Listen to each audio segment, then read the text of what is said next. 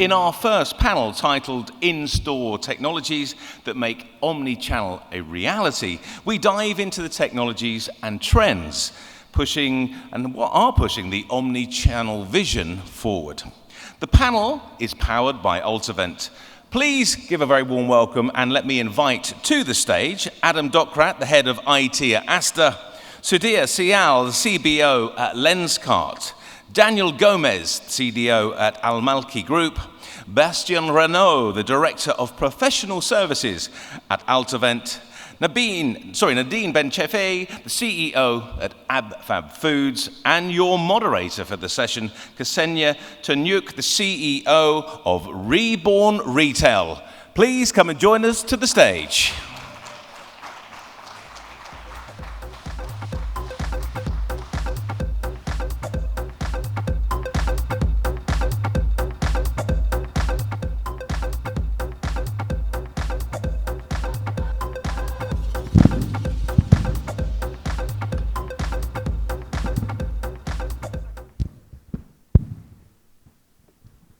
Good morning, everyone.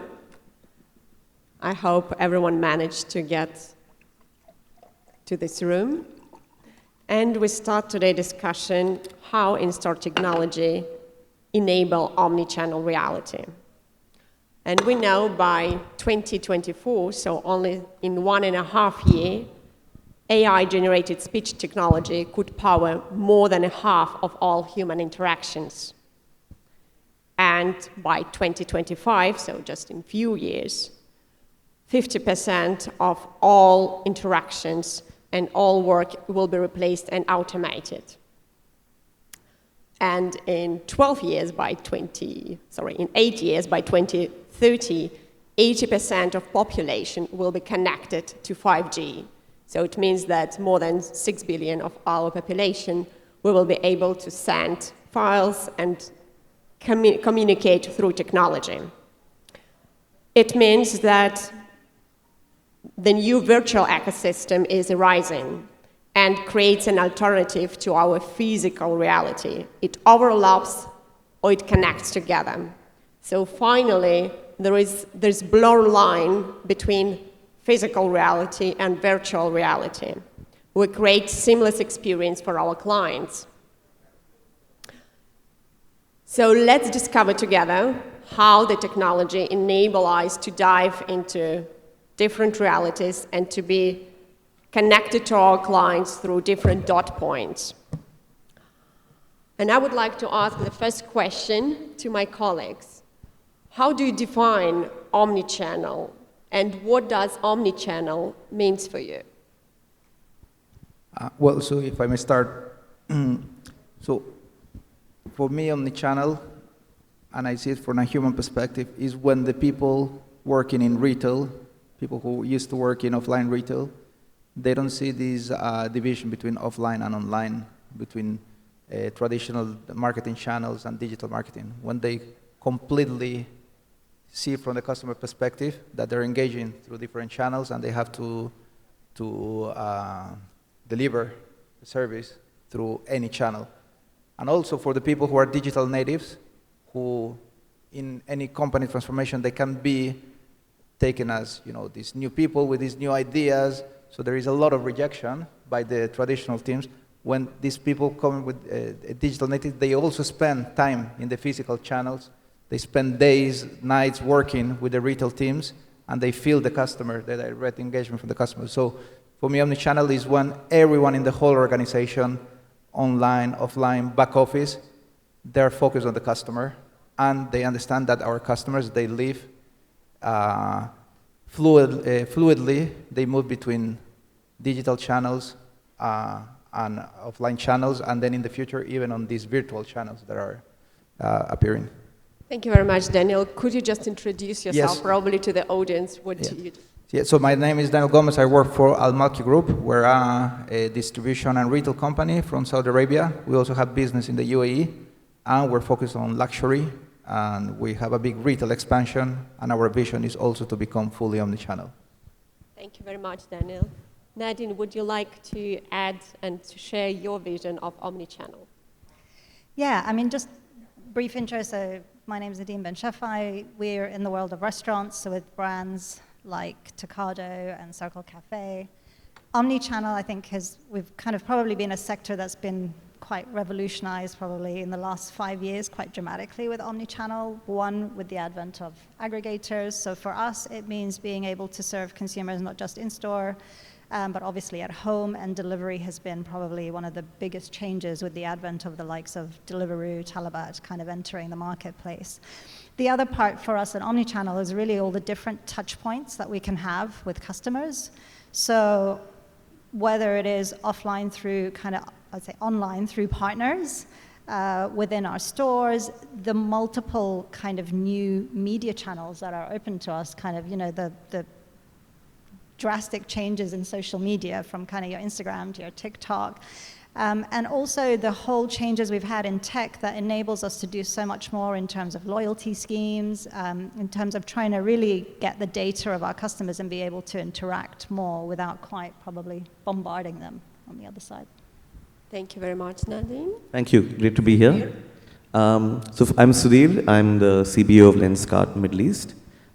Just a little bit about Lenskart, right? So Lenskart is a $5 billion direct-to-consumer eyewear company, which is launched in the Middle East about a year ago, and expanding to about 30 stores in UAE and about 200 stores over the next 3 years. Just to answer your question, omnichannel is very close to our heart, and I think the way we see omnichannel is really spread across 3 verticals, right? So, firstly, consumer journey, and people say different touch points, but for us, it's online to offline or offline to online. It can be either way. And in fact, at Lenskart, 70% of our consumers who buy offline have experienced us online first. So they might have experienced us online, but then come offline, right? And because there's an eye testing component while buying eyewear, a big part of it is actually finally happens at the store.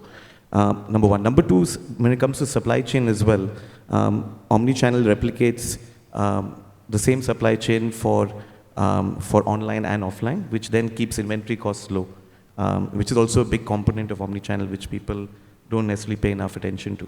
And finally, how does one use AI and AR? And we actually have a tool called 3D Try-On, which is actually on demo here, wherein you get an AI lifelike experience of your eyewear at home, right? Which is also omnichannel, and that leads to a purchase either online or offline, right? So I think the way the omnichannel experience has evolved is not necessarily structured but intertwined, which can be online and then offline, or offline and then online. And really, the consumer is king, and you should leave it to the consumer on how he wants to make best use of this omnichannel experience as opposed to enforcing it on him. Absolutely. I would like also to share my own experience when I have launched Omnichannel in 2015 in Paris at Louis Vuitton, and taking at least 2 years to develop the project and then implementing it. And actually, when now, thanks to COVID, all other brands in fashion and in luxury, and we know that's the industry where the technology takes more time to adapt. It's finally hit it, and we see that those companies who were able to implement them, they are on track, and those who were not, they are off track. But actually still, when we go to the stores, and when I come to Paris and I ask my colleagues, we see that it still does not probably work properly, or does not work as we would like to see it, completely seamless. So my next question to the panelists will be, which technology do you prioritize your investment? And this is a surprise question for you. Where do you see the opportunities? Because from my own experience, launching magical mirrors, connected hangers, RFID, sometimes we invest, but then we need to have a double investment to actually implement it inside the organization, or to invest into additional facilities to enable the technology working. We're thinking about the change management, and we forget the layer about the people that it can require. So from your own experience, where do you see and where do you focus on your investments? Who wants to kick off? I'll take it. So Hey everyone, I'm Adam, so I'm the head of IT for Aster Pharmacy and Aster Retail. So Aster Pharmacy, as I'm sure most of you are aware, is one of the largest pharmacy groups here in the region. So I think it's a great question, where do we spend our money and where do we sort of look at investing in technology? I think ultimately, the way the market is going, it's about two main points. First is about customer choice, and the second is about the speed of delivery. Customers firstly want the choice that they're expecting from every retailer. They want to make sure that you have every product, every price point, and everything that the customer needs in order to fulfill their requirements. And the second thing is the speed of execution. Previously it was fine to order a product and wait 1 week for delivery. Now the customer experience is becoming more and more and more demanding. We've seen it with the rise of Talabat. Recently on Noon, we've seen the 15-minute delivery of our groceries. And that's just driven by customer behavior and driven by customers wanting to get their products as soon as possible in the cheapest and most efficient manner. So for us, definitely, and I think for a lot of people, a lot of the technology and a lot of the investment is going on expanding our product offering to customers, as well as finding those last mile solutions to actually get the product to the customer as soon as possible. It is more customer-facing technology that you invest on. Definitely, from our side anyway. From your at least. side. Okay, thank you very much. Sure. Just to add to that, I think if you look at retail case studies globally, right? If you look at, say, Uniqlo or Charlotte Tilbury or companies like that which have really excelled, I think one part is really visual merchandise and making the store extremely attractive in an immersive, engaging format. And certain companies have done that better than others.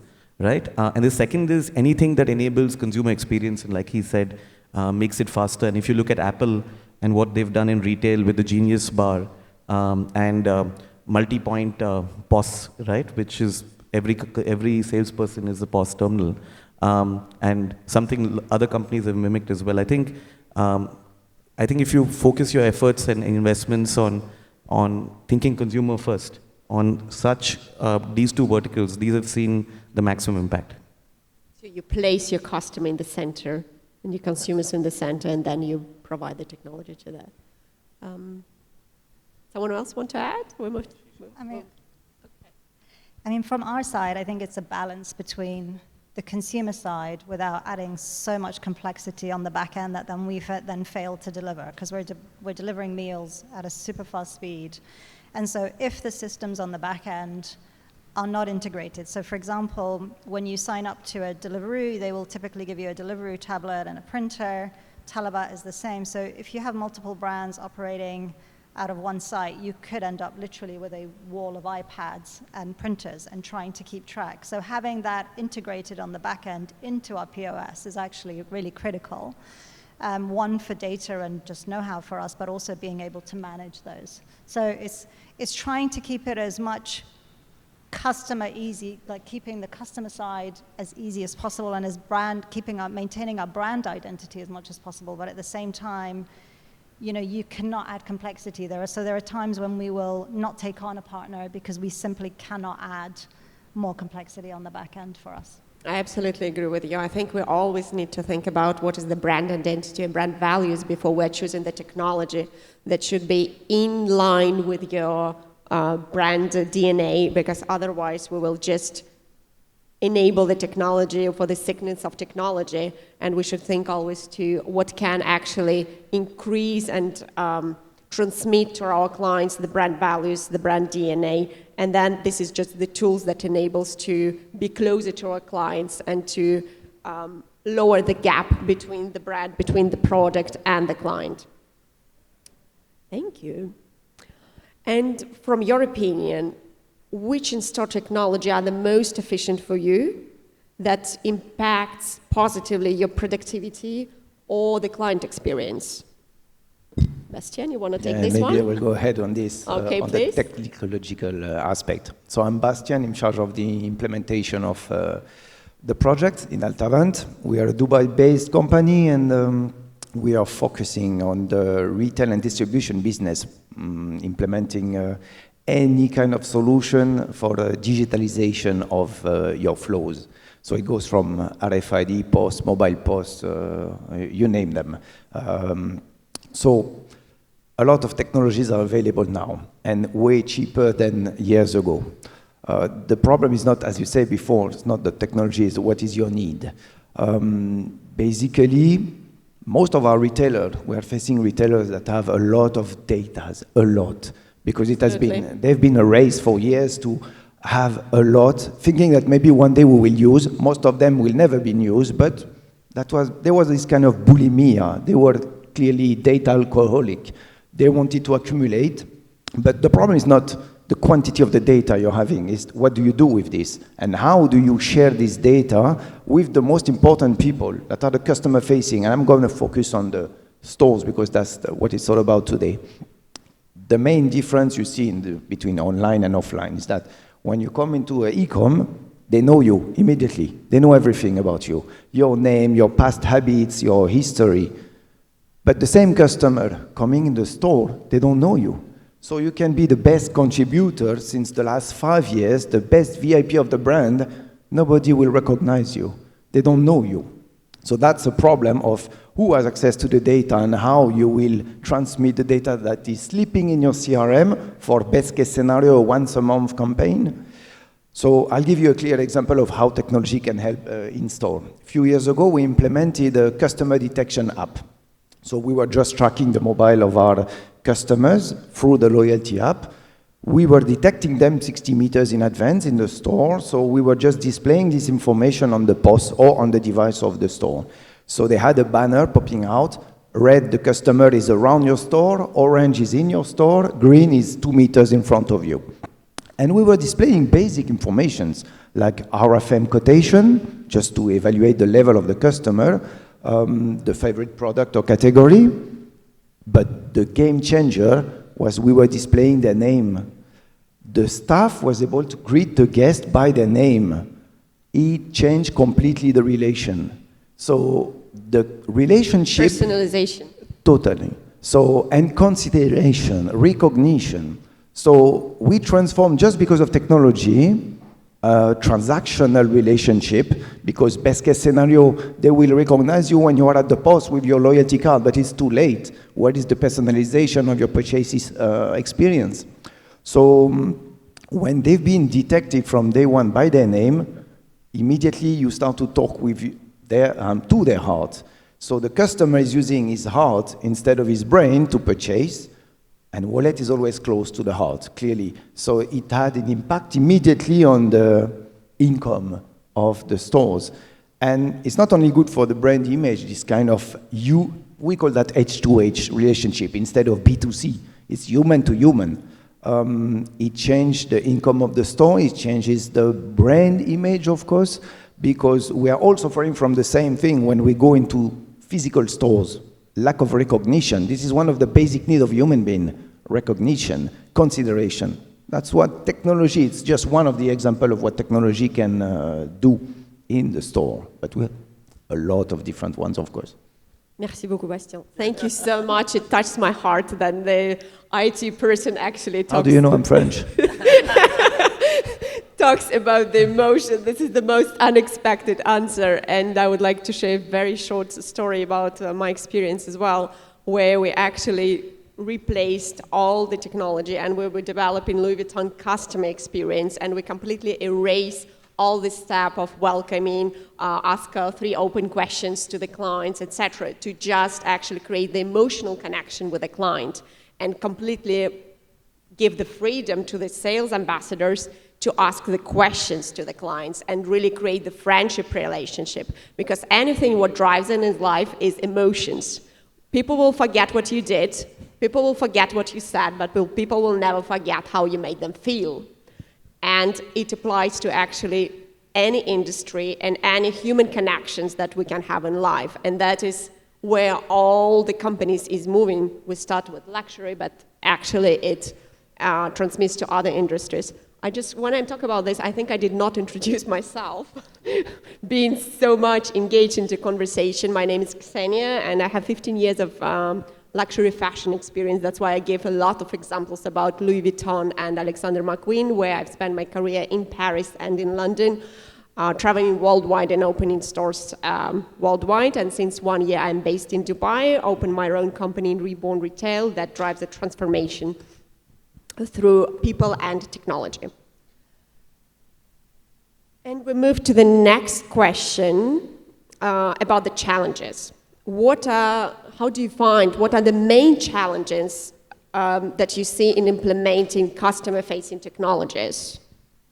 So if I may, so there is a global problem in retail, it's staff retention. So you have to train continuously new people coming on how to use the customer-facing technologies. So the first challenge to solve is, how do you make user interfaces that are human-centric, that are easy to use?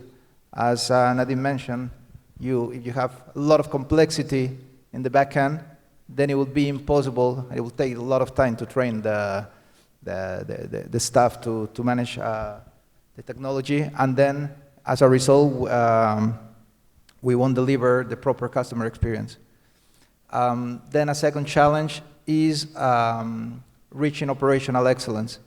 Many companies go in a rush and they get technologies, so they get excited by the new technologies, they go into 1, 2, 3 different technologies at the same time, but when you really want to get the technologies fully used, then it's better to do a step-by-step implementation and to build clear operations. So there is this quote from Bill Gates. He said that the first rule of technology is that an automation implemented to an efficient process will magnify the efficiency. However, an automation implemented to in an efficient process will magnify the inefficiency. So here, the goal for any retailer is to build very clear operations, easy to understand, easy to transmit to the staff, complemented by interfaces that are easy to use, and in that way you will get adoption of these technologies faster and continuously, and obviously gathering feedback from the front office staff. They will give us feedback to continuously improve the interface and the way we engage with the customer.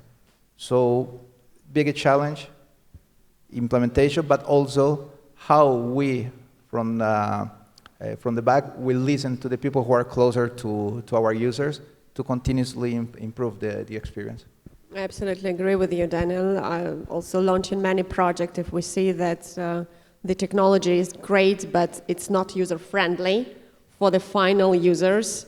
We will never actually succeed to push it to our clients, because your first clients inside of your organization is your employees, and those one who are ending and working with your fine clients. So for retail, it will be the sales associates, right? And if they don't find that it is easy to implement and easy to navigate, the technology can be amazing, but unfortunately it will not succeed. Maybe Bastien, you have something to add on this one? Yes, just to go in the same direction. It's not only about the technology, that's, let's say, the easiest part, at least for us. But if the customers, not the customer, the staff is lost, so it has to be part of the SOPs in the store, clearly. We had an example where we had an amazing technology with the OMS, giving notification to the store staff to react to something, to prepare an order, or to answer a question on the e-com. They had amazing app, amazing device. The device was on the shelf in the stockroom. The reaction was 10 minutes after. 10 minutes is huge now. Today we cannot. It's huge. So one of the main problems is just before this technology and before the store, the problem is at the head office. We as consultants, when we arrive at the first meetings, we face companies where you have different departments, they don't talk to each other. So we want to build an omnichannel concept, but within the company itself, there is no omnichannel. They don't have enough bridges between them. So the brick and mortar considers that the e-com is a competitor, which is normal because each of them, they have their own agenda, P&L, and target. But we need to decide about the strategy first at the head office level.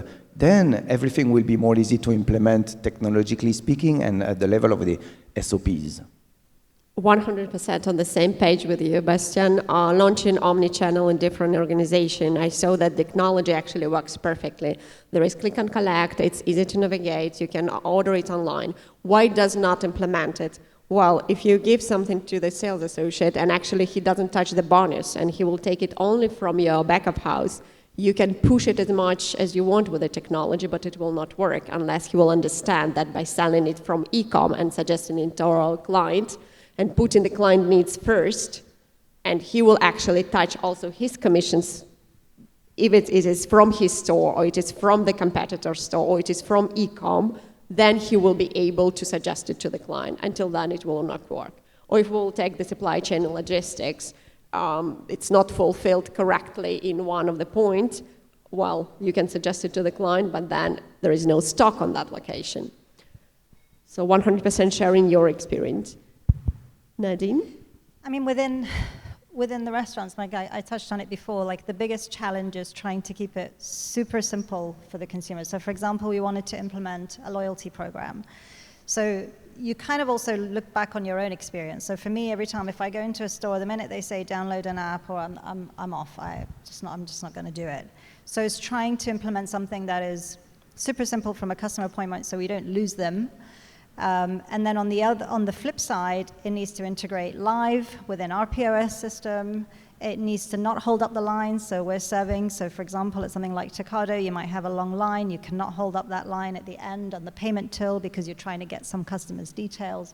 So those are kind of like critical, trying to think of the time implementation from the end, but keeping the customer engaged. And it means you make a trade-off. You might lose some data in the process, but it's just, that's kind of the thin balance that we have to always kind of keep in mind, because otherwise there are consumers who just don't want to give that much of their data. There's like an encroachment of privacy, and you've got to kind of always play on that kind of the thin line between the two. It has to be either added value to the final clients, or it has to be smoother to the sales ambassadors or those one who is suggesting that technology to the final client. Very good, very well. And guys, tell me please, what do you think about the actions? Which actions are retailers taking to better serve smartphone-equipped shoppers? What about this one? What are the actions that retailers are taking to better serve smartphone-equipped shoppers? Sure. I think, push activations and segmenting consumers basis where they are in the purchase journey and what they like, right? So one part is that where you are retargeting customers who are either close by or who have shopped from you, which is a big part of it. But also ensuring that you are pushing the right content at the right time, which we have found.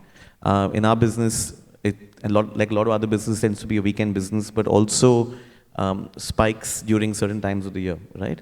And also during occasions. So both sending the right content and sending it at the right time via push notifications has worked, but also we have found WhatsApp to be quite powerful, and because the open rates on WhatsApp are far stronger than SMS. And surprisingly on WhatsApp, people are happy to communicate. I think almost they don't think they're talking to a person, so they're quite happy to do so. And we found this to be powerful. Also, there's a third innovation called live commerce, wherein you have live video and enabling sales through that, which is also something we are evaluating. Thank you. So where we can learn a lot is from China. China, it's already covers 50% of the market, but then they have this integration of line to online. So, for example, you go to one of these hypo supermarkets, you scan with your a fresh hypo from Alibaba, you scan any item and you'll see the whole story of these items in your mobile application. And then when I worked in Zara, we learned a lot from China, and we really were focused on using technology to enhance the experience in the the store. So now they implemented this in-store mode in the application, where once you're in the store, you can activate it and you will see the inventory that is located in that store. You can use the application to reserve the items, and you go to the fitting room, the items will be there, so you don't have to go and search them, someone will do it for you. So these are, I mean, this is another level of omnichannel technology and experience that all retailers should strive for. And yeah, we should see what's going around the world. China, I would say, is one of the most advanced places to see where to learn from. Absolutely, thank you, Gabriel. And the next question I have specifically for Bastien. Yes, I prepared the one for you. What role does cloud computer play in ensuring seamless omnichannel experience? Could you please tell me? So it's not really a matter of where the data is. I mean, if it's on the cloud or on premises, that's exactly the same thing for us. It's just more about who has access to this. So I would just stay generic on that because I don't want to get too much into technology. But we talk a lot about this phygital world, right? A mix between the physical and the digital. But this is, I mean, theory since years. Because of COVID, online business, they evolved a lot, very quickly, no choice. But the retail business, I have the feeling, I was a retailer and I left 8 years ago, I have the feeling nothing changed in the brick and mortar side. Not a lot, not fast enough compared to a little bit, yeah, how fast the customers are changing and expecting some progresses. So we really need to speed up the process. Online is very nice, very efficient. You can purchase from the comfort of your sofa. But it's cold, it's rational, it's not really... No emotions. Exactly. And you cannot touch the product, you cannot interact with human beings. So we need to use the weaknesses, let's say, and think about what's missing on the online and apply the same thing, let's say, on the phygital. So in the store, we need more technology to ease the process. Basically, when you're an old-fashioned purchaser and you go into the physical store, you wait all day long. You wait to find a parking spot. You wait that the salesperson will look for your product and your size. You wait at the post. I mean, you need to be really motivated. Just what for? To meet a human being or to touch the product? Doesn't worth it. In many, many cases, it doesn't worth it. So we need to speed up the process in terms of technology in store to make it more convenient as the online purchase. So there is a kind of emergency now if the old-fashioned retail doesn't want to suffer, because clearly even if COVID stops one day, it will never be like before, never. Absolutely. Next time you're in Paris, we're supposed to see a virtual reality company. They're now inventing, basically you can smell and kind of, not touch, but they make you feel that you can smell. They're working for the cognac, so probably not what we need in our market. But you know, it's coming. It will never be as it is in real life, but in virtual world, they're trying to replicate those emotions that finally drives us to go to the stores. It's to have all those 5 senses, to hear, to feel, to smell, to touch. They're trying to get there. We'll see. One day. Très bon, monsieur. I must compliment you. The Frenchman has told us about how to use the heart while making retail. I must appreciate it. Yes, très bon, monsieur. Yeah. Anyway, I just wanted to comment that there's a way to balance both, right? And this is an innovation that's happening in India. It's something we've tried as well, which is buy at home, and where you make a request to buy online, but then the person actually comes to your house and creates this shopping experience in your home. And you won't believe it, but at Lenskart, it's a big revenue driver for us. We might or might not try it here in the Middle East, but it sort of balances the both. It's home digital. I don't know if it's phygital, but it's somewhere in between. And other retailers perhaps might have tried it as well. And it surprisingly creates a very, and we find that our conversion rate at home is extremely, extremely high, because there's a sense of commitment already that the person has come into your home and he asks personal questions. And India families don't tend to be small, so it creates a sort of emotional experience, like Bastien would say. Absolutely, thank you, Adam. And I will have last question to the panelists and the audience. I will ask you to think about the questions you will like to ask. and I will pass the mic to you soon.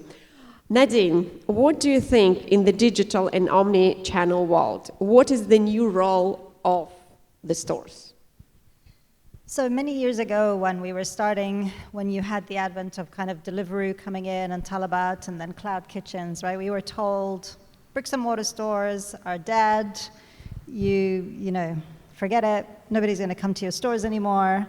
And we kept saying, no, look, there's going to be a balanced world. There will be people who want the convenience of having it. But at the end of the day, bricks and mortar are here to stay. I'm glad to kind of be proven right that the majority of sales online on the aggregators are from the bricks and mortar stores, right? They're not from the virtual brands. Everybody was kind of going on, we're going to get all these virtual brands with no kitchens and no whatever. And actually, the reality is, customers will always gravitate to the brands that they know, the brands that they've experienced. So for us, the store is where we own it. We own that experience from A to Z. Whether we get it right or whether we get it wrong, we even have the ability to kind of rectify it.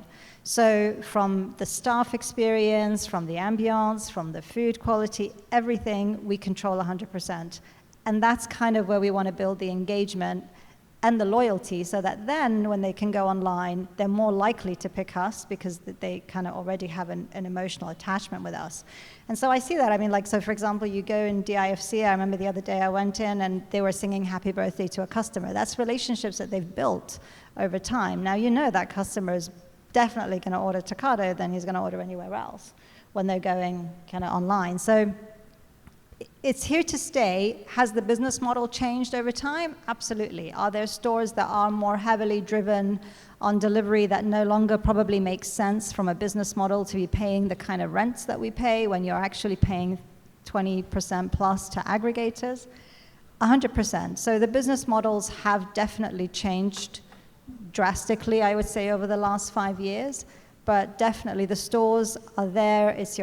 They're kind of the brand ambassador, you know. So even now, every time if we're launching a new brand, we know it needs a store because that's the only way to really kind of communicate the real brand values. Doing it all online is just extremely tough and hard to do. Not to say that it can't be done, but it's just very hard and very rare. Thank you, Nadine. Someone wants to add?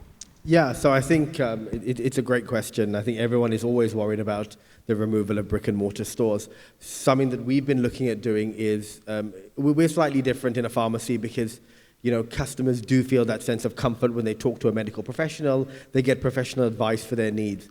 So one of the things we've been doing with technology is a concept we call easy pharmacy.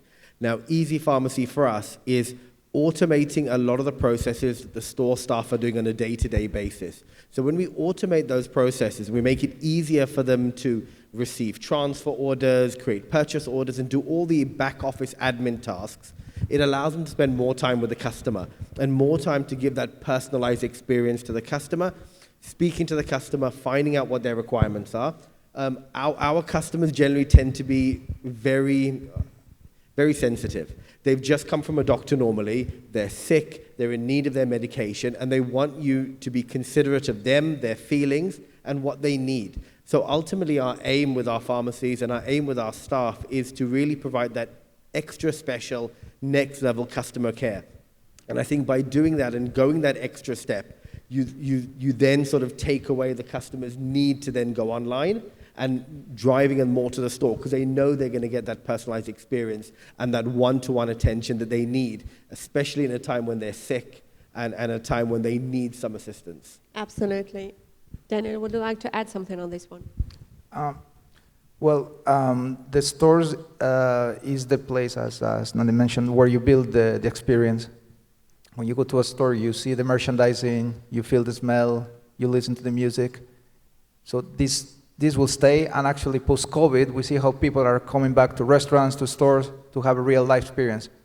And on top of that, the role of the store and the people in the store is become more complex, because with this omnichannel world we live in, the staff, they don't only have to engage with face-to-face customers, they also have to do services for customers that are ordering online. So they become fulfillment centers, and they need to be focused only during the packaging experience, for example. You need to make sure, especially in luxury, that the same packaging experience they're delivering to a face-to-face customers, they're doing for an online customer. So the role of the store, it's not going to only stay, it's going to become even more important. Fulfilling from distribution centers is not possible for all retailers, and also retailers that decide to fulfill from the stores, they gain a competitive advantage by delivering faster. So city to city, it will take a couple of minutes of hours to do it. So definitely stores will stay. Thank you very much, guys. And please, there are questions from the audience. Question for Bernard. I represent Red Tag. We've got 200 stores throughout the GCC, head of retail. You mentioned on the earlier question that was raised, why do customers come to the stores? One reason was, do they want physical touch? Do they want human intervention? What is it that they're looking for? We have 17 million people who walk in through our doors in the year. We touch at least 40% of them. We have a strong CEM program, a good customer relationship management program. What are the 3 things that you suggest would help us improve from a digital point of view? What could we do in our stores that will help us improve? Because we think we are good enough. We want to be better. How could we improve? Special for me, so it's an auditing, okay. I don't know where to start, because clearly, of course, the challenges are, the more channels you're opening, the bigger the difficulty comes. We just need to focus on the main aspect. One of them being, for example, in your case, the accuracy of the data, accuracy of the stock. So I will not get into detail about all the technologies that could apply to Red Tag, for example, because you are a fast-moving business, so you have specific needs. But generally speaking, we just need to focus on accuracy, reliability, and the speed of the data, the communication. So the communication between all these tools. Today you have an ERP talking to a POS, talking to a CRM, talking to a LSP maybe for the e-com.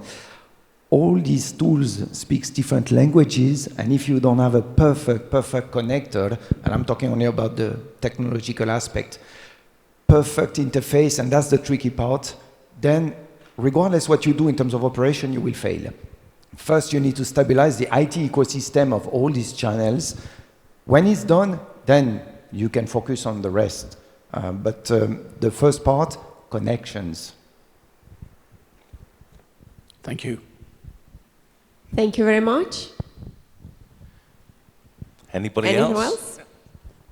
Oh, right at the front. I can get there quite quickly. There we go. Thank you.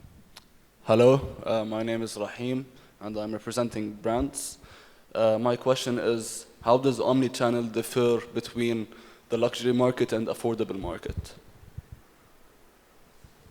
Well, I work in the luxury segment, but I used to work in fast fashion. So what I see is that in fast fashion, for instance, we don't have time to capture customer data. So engaging with the customer, getting the name, last name, we get this data on the online channel, but in fast fashion, we have to close the transaction as quick as possible. We have thousands of transactions per day. In luxury, on the other hand, you have a bigger opportunity to engage with the customer. So the purchase ritual in the store, it takes more time. We can invite the customers to sit down to take a coffee. We can get a lot of information during this moment. Name, last name, but also preferences. So in terms of customer relation management, there are bigger opportunities in luxury to learn about the customer.